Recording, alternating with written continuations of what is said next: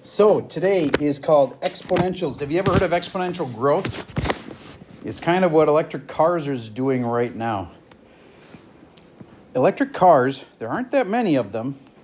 And you know from, if you've had me as a teacher for a while, that I'm kind of obsessed with Tesla because they make electric cars. Electric cars are going to do this. That's exponential growth. At the beginning, it doesn't look like, if you just look at the beginning and you didn't see the rest of the graph, do you get it? Doesn't look like it's growing very fast, but then all of a sudden it goes, whoa, really fast. Okay, that's what electric cars have been doing, because a lot of people at first were like, electric cars aren't that very good. They are like basically like a golf cart, and they're not going to replace gas cars anytime soon. And then all of a sudden, holy crap, tons of people are buying them. Why? Well, one reason is that they're good for the environment, as in they have less emissions over the lifetime of the car. They have less emissions, and you can argue that at the beginning when you make them, they have a battery and that costs mining to mine and stuff. But after a few thousand miles, all of a sudden it's like better for the environment. And then all of a sudden people like how fast they accelerate, because if you step on the gas, they go whoa, and they just are super good acceleration. So all of a sudden, we're at maybe 2% right now, electric cars, but it's going to grow faster and faster and faster, so that all of a sudden in 1 year, it'll go up like from 2 to 4, and then from 4 to 8, and then 8% to 16%, and 16% to 32%. And then people will be like, whoa, a lot of people are like if it's 32%, like that's every, about 1/3 of the people buying a car are buying an electric car. And is everybody going to buy one? No, but it'll go fast. So that's exponential growth. That's compared to if it just kept going up like 1%, 1%, 1%, 1%. That's like this. And you see how the beginning of it looks kind of the same, but at the end, it's holy cow, like it grows exponentially. That's what we saw over in Norway. In Norway now, it's up to about 80%, I'm rounding here, about 80% of all the cars that are sold are electric. Like that's 8 out of 10, that's a lot of the new cars that are being bought are electric. So that's just an example of exponential growth. And so here is what a typical graph looks like. If you just strip out all the info, it looks like that. Okay. Now, what's exponential decay? Exponential decay looks like that. It's going down over time. What's something that might be exponentially decaying in price right now? As in slowly going down. And one of those, I'll give you an example, something that used to be really expensive, but now it's kind of cheap. Like the price used to be high, but now it's low. Can you think of anything that's like that? Yes. The price for wood. All right. Yes, the price for wood. It used to be during the pandemic, it was just crazy expensive for wood. It got to be like 5 times normal, and now it's come down dramatically. Okay, so another thing that's decreased over time has been flat screen TVs. It used to be that a flat screen TV would cost you like $3,000 to buy a decent one. And now you can get that same quality for only like $300. So the price of a flat screen TV used to be like up here, and now it can be like down here. And depending on how big you want to buy one, you can still spend a lot on one. But for the same TV, it's exponentially decaying. Do you get the difference there? Decaying is going down. Okay, so another thing that's going down is the cost of solar. Solar power has gotten cheaper and cheaper to get. And so you're going to see more and more people over the next few years getting solar power on their roofs. Right now, it's getting to be close to cheap enough so that you can actually power your whole house cheaper by buying your own solar panels than by getting the power company to run, pay for the power from the normal power company. So all of a sudden, do you get when it gets cheaper? A lot of people will say, yeah, give me the solar panels, because then I don't have to pay the solar company or the power company every month. I'll take solar off my own roof. But is everybody's house perfect for solar? No. If you live under a bunch of trees, it's not going to work at all. And the further north you live, like here in Minnesota, it's not as good nearly as it is in like, oh, I'll give you an example that's super good. If you're in the Caribbean, you know the price of electricity is so much more in the Caribbean than it is here. It's like super expensive there. And guess what they have tons of in the Caribbean? Sun. So solar is perfect in the Caribbean. So almost all the new houses going up in the Caribbean are getting solar panels, either on their roof or in like a field in the backyard, because they can get it so much cheaper. It'll be like, yeah, you pay for the solar panels, but like the cost of electricity from your own roof is zero, and the cost of electricity from the power company is like super expensive. So that makes even more sense in places like the Caribbean. Yes? When I used to live in Arizona, we had a couple solar panels on our roof. There you go. So even in Arizona, I'd say not as good as the Caribbean, but I think in Arizona that it's good enough that you can just put solar panels up on your roof and you can count on the fact that it would pay itself off and be better than just buying power from the power company. Plus there's advantages. If the power goes out, you still got power at your house. Okay. Or one downside though is if it's not sunny out, then you don't have power. You might be thinking about that. But usually the power, people that have the solar power on their roof will also have a battery, and the cost of batteries is also doing this. The cost of battery power storage used to be really expensive to get them, and they got cheaper and cheaper. Now, there's been a blip in that's gone up. Have you heard of inflation? The cost of things, everything has kind of gone up lately, including gas, including everything. So even though the big trend might be down, right this minute, a lot of things just went up because of inflation. So, okay, so there's a big picture on exponential growth and exponential decay. So what do you have to do? Here is the simplest of all. That is an exponential growth. You know what this is? An exponential, take a guess. Say it if you know it. Decay. This one's growth because you're multiplying by 2, essentially. And this one's decay because you're multiplying by a half over and over again. All right. Next, if we put a number in front of it, like let's say I put an 8 in front of this, that's called the starting value. If I put an 8 in front of this, that means I start at 8, and then I go half of that, half of that, half of that, half of that. Okay, so this is called the start value. And these always have an x in the exponent. See how this x is an exponent? X in exponent. If there's an x in the exponent, you've got exponential. If this is bigger than 1, you've got growth. If it's less than 1, you've got decay. Okay. And if I gave you this equation, let's see if you can figure out what's going on. 4,000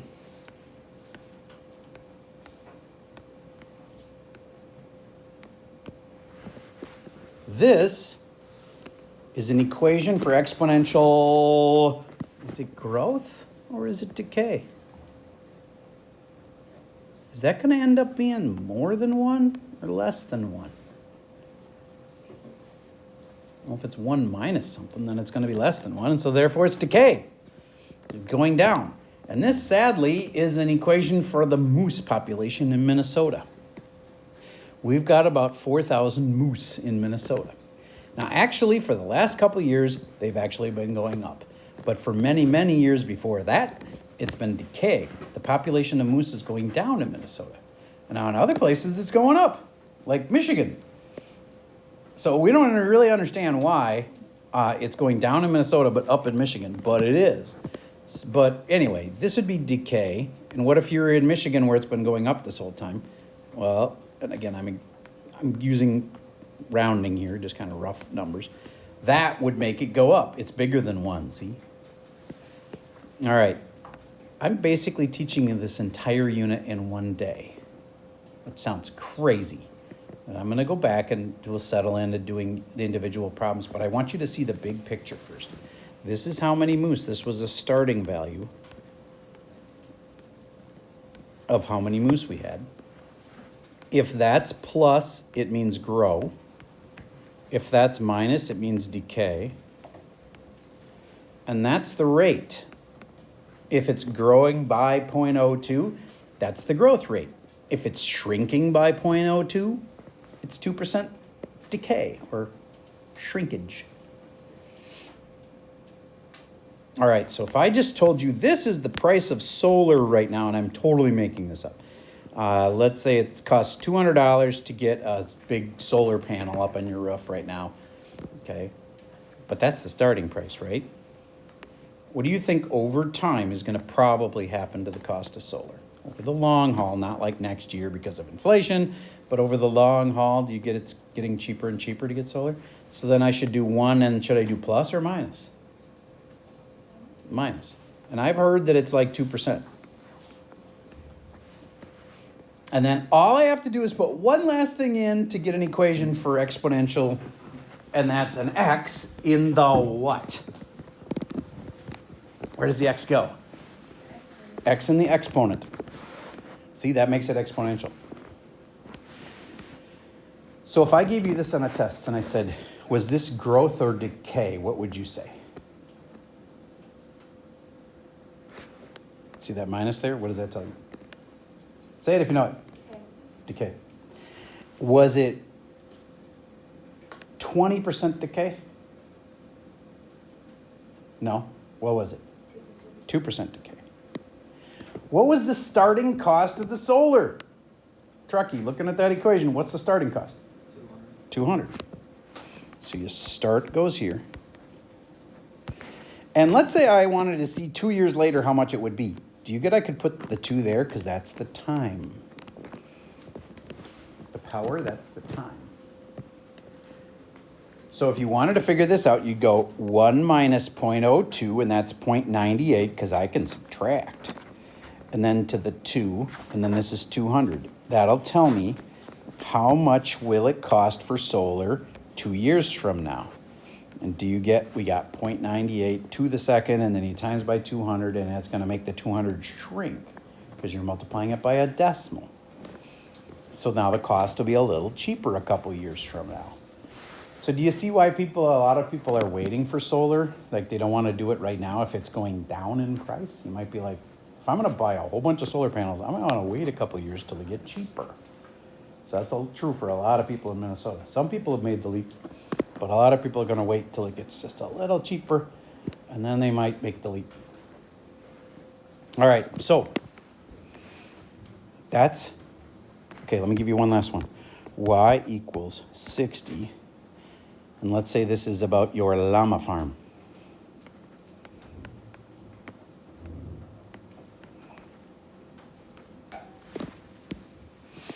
I'd like you to tell me everything you know about this. What do you know about that? What does this tell you? What does that tell you? And what's that? Would you please label all of those things? I'm going to pause for a second while you try to write this equation down and tell me what each of these things is. If this is about a llama farm,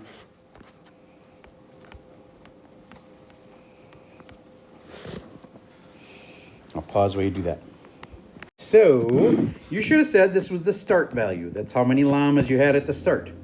This you should have said growth. You get how we're adding, and therefore it's bigger than 1, and therefore it's growing. And then you should have said 5% growth rate. And last but not least, that's the time. So if you wanted to see how many llamas you'd have after 10 years, I hope you'd know you'd put the 10 right there. And you could just put that in a calculator and you'd be able to get the answer. Okay, there's the big picture of what we're doing with exponentials. Now today it's super simple. We're gonna say like, here's an exponential.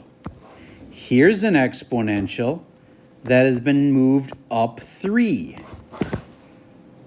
You get what I mean? Do you remember the up 3 part? Here's an exponential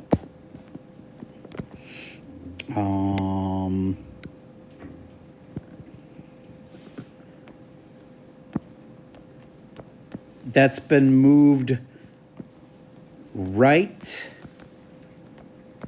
4. Do you remember the stuff that's inside with the X? A lot of people are going to confuse this. They're going to think that that one moves it right or left. No, that one moves it up or down. This that's in with the X, I'm going to put it in parentheses to help you see it. That's right 4.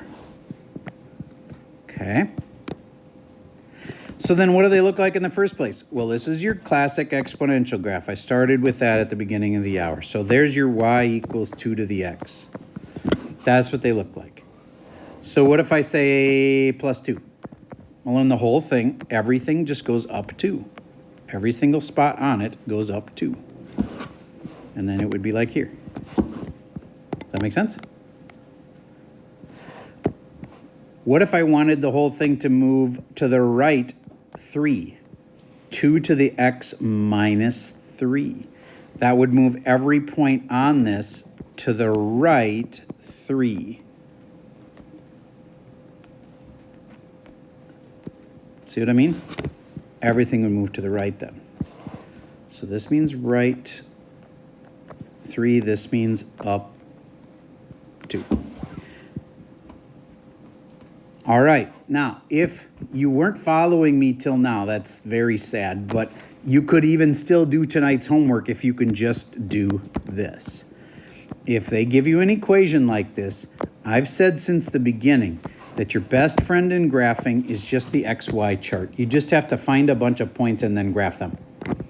Even if you don't remember what the exponential looks like because your brain has been destroyed with too many nights of video gaming or whatever, and you just can't think, you can always stick in a number and then see what you get. Well, what is 2 to the 0? A lot of people think it's 2. It's not. A lot of people think it's 0. It's not. Say it if you know it. Let's take a guess. 1 is correct. So 0, 1 is one of my points. When I stick in 2, well, that's kind of dumb. You skipped over 1, server. Okay, fine, I'll put in 1. I put in 1. 1 goes right here. 2 to the 1, y equals 2 to the 1, so y equals 2. What if I put in 2? Well, then it's 2 to the second, and I get 4. What if I put in 3? Then it's 2 to the third. 2 to the third is 8. And if you graph those points, guess what it looks like? Exponential what? Growth or decay? Looking at the problem? Man, you guys are not using verbal cues. It's not that hard. Is this growth or decay? Growth. Because that's bigger than 1, it's going to be growth. And if I graph those points, 0, 1's here, 1, 2 is here, 2, 4 is here, 3, 8 is here. See how that's like a really steep growth curve?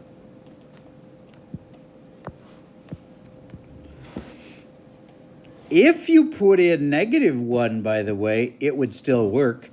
Because 2 to the -1, a lot of people are going to have forgotten this. Does anybody even remember it? What is 2 to the -1? Anybody remember? Anything to the -1 power, you remember? 1/2. You are correct, 1/2. Anything to the negative power just makes it flip. So if it was 4 to the -1, that'd be 1/4. If it was 6 to the -1, that'd be 1/6. Okay? All right, so where's that point? -1, 1/2. It goes here, and then here, and then here, and then here. So do you get that this thing's going to get really, really close to 0, but it'll never be 0? Which means this is another graph that has what's called an asymptote. Because it can never be 0. Because if I keep putting in like 8 and I get 1/8, 9 I get 1/9. I mean, sorry, -9 and I get... So these numbers will never hit 0.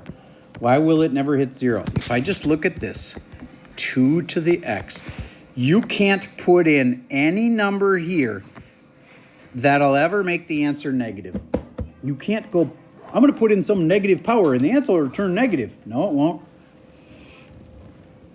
The answer will never turn negative. That's why there's an asymptote that runs through this graph. So there is fundamentally what your equations look like for today. That's an exponential growth. If you were asked to graph this 1/2 to the x, that's exponential what? Say it if you know it. That's exponential what? Decay. And that's going to generally look like this. It's going to go lower, lower, lower, except again, it won't ever hit 0.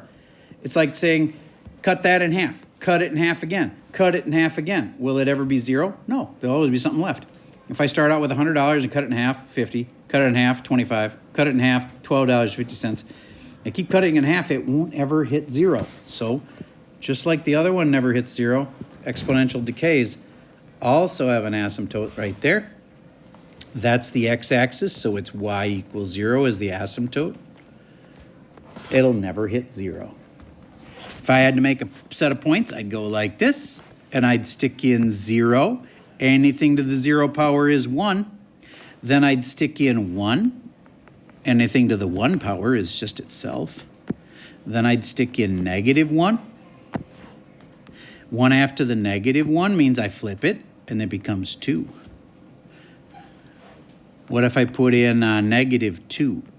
Well, then I flip it because it's negative, and I also have to square it, and that makes it 4. You'll be able to use a calculator on this, so if if 1/2 to the -2 power is too big for your brain, you'll be able to do this on the calculator. That's power of -2, and you'll be able to use the calc. Okay, so let's start the worksheet, because I've covered it all. We're not going to go through all of the other notes that were posted, because we're about halfway done with the class, and I think you're ready to start the homework. So would you please open the homework and tell me what the first problem says? I'll pause for a second while you do that. So you're going to be allowed to skip problems 2B and 2C, and that does have multiple parts. So that's cutting your worksheet down quite a bit. Why do I do that? Because in the other side of it, I want to make my assignments small enough so you actually want to get them over with and do them every night. And I have to say, I got pretty good participation. Most of you guys, the vast majority, do your homework. And that's awesome. Truckee, would you read me problem number 1, please? Or 1A. 2 to the x. And what am I supposed to do to it? You're supposed to put down the x and y chart. Okay, awesome. Give me some things that I can stick in. 0, 1, and 2. Okay, and if I put in x is 0 right here, then it's 2 to the 0, so what is y then? 1. Good. And what if I put in a 1? Good. What if I put in a 2? And do you get all you got to do is graph those? Let's put in one negative number because you really got to get good at this. What if I make you put in -1 right here? Truckee, do you remember what you do when you have 2 to the -1? Isn't that 1/2? It is 1/2. Excellent. So graph those points, and you'll have it. All right. Is it set up like we're the next problem is problem 2, or is it next problem like 1B? The next one, 1b. Okay, would you read me 1B, please, Truckee? Y equals 4 to the x. All right, very similar. You just stick in some points on the XY chart, stick in 0 and 1, and then eventually put in some negatives too. Strongly recommend -1. Studer, when you put in 0 right here, what's y equal to? It's 1. Yep. When I put in 1 right here, what's it equal to? When I put in -1 right here, what's it equal to? Anything to the -1 flips it. Oh, 1/4. There you go. If you can graph those points, you will see a graph that generally looks like that. Goes down because it's decay. And then to wrap it up for the hour, as we get into the harder stuff, do you remember what I told you about problems like this? Is this growth or decay? Say it if you know it. That's growth. Because of the what? Because of the plus. Is this growing by 7%? No, it's growing by what? 70%. Okay, and the starting value was what? 500. That's like you had 500 chickens on your farm. You're getting 70% growth.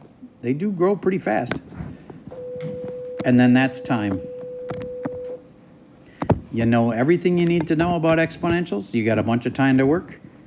And if you get stuck, would you please come on up and ask me? That's all I got for you for the video for today.